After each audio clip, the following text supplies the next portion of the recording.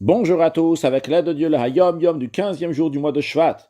Le Rabbi commence en nous disant qu'on ne dit pas Tachanoun, on ne fait pas les confessions lors de la prière aujourd'hui. En effet, le 15e jour du mois de Shvat, c'est le Rosh Hashanah, le nouvel an des arbres. Puis après, le Rabbi nous dit il faut étudier le Chumash du jour, le Tehillim du jour et le Tanya du jour. Juste à noter, comme on a fait remarquer dans le Hayom Yom d'hier, le 14e jour du mois de Shvat, que d'abord le Rabbi a dit il faut étudier Chumash, Tehillim et Tanya, et après le Rabbi a dit qu'on ne dit pas Tachanoun, on ne fait pas les confessions dans la prière de Mincha, la prière de l'après-midi. Mais aujourd'hui, le Rabbi commence d'abord en nous disant qu'on ne fait pas de confession ce jour-là, le 15e jour du mois de Shvat, et après seulement il nous dit qu'on étudie Chumash, Tehillim et Tanya, et comme on a expliqué dans le Hayom Yom d'hier, en effet, hier, d'abord on étudie Chumash, Tehillim et Tanya, après quand ça arrive, la prière de Mincha de l'après-midi, à ce moment-là on ne fait pas Tachanoun. Mais aujourd'hui, dès le début de la journée, on ne dit pas Tachanoun les confessions, c'est pour ça que le Rabbi commence directement en nous disant qu'on ne fait pas les confessions, après il nous dit il faut étudier le Chumash, Tehillim et Tanya du jour.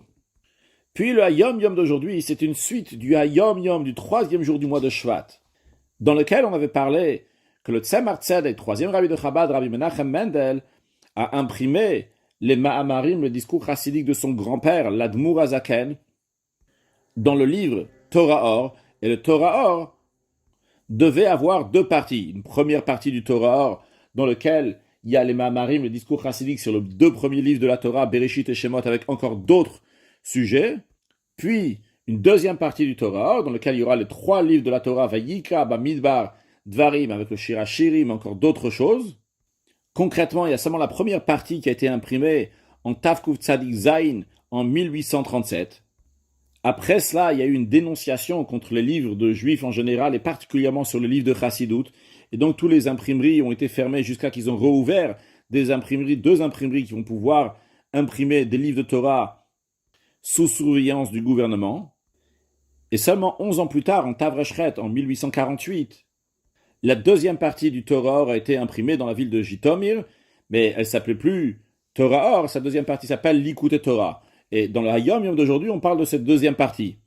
Que lorsque ils étaient prêts pour imprimer la deuxième partie du Torah Or, les chassidim du Tzemar Tzedek, les disciples du troisième Rabbi de Chabad, Rabbi Menachem Mendel, ont su que le Tzemar Tzedek, que leur Rabbi, a fait des notes et des explications sur les Ma'amarim, sur le discours chassidique, de son grand-père, l'Admour Azaken. Ils ont supplié le Tzemar Tzedek de les imprimer avec le discours chassidique de son grand-père, l'Admour Azaken.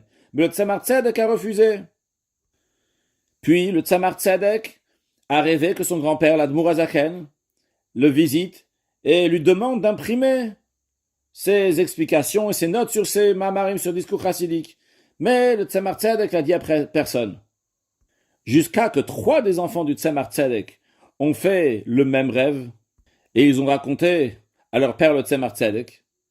Et à ce moment-là, il a donné son accord pour imprimer ses notes et ses explications sur la deuxième partie donc, du Torah Or, et ils l'ont appelé Likutei Torah. Donc la première partie des Mamarim du Admour Azaken sur le livre de Bereshit Shemot et sur d'autres sujets s'appelle Torah Or, et la deuxième partie finalement s'est appelée Likutei Torah, et il y a une différence de 11 ans entre la première partie qui était imprimée en 1837 et la deuxième partie qui était imprimée en 1848.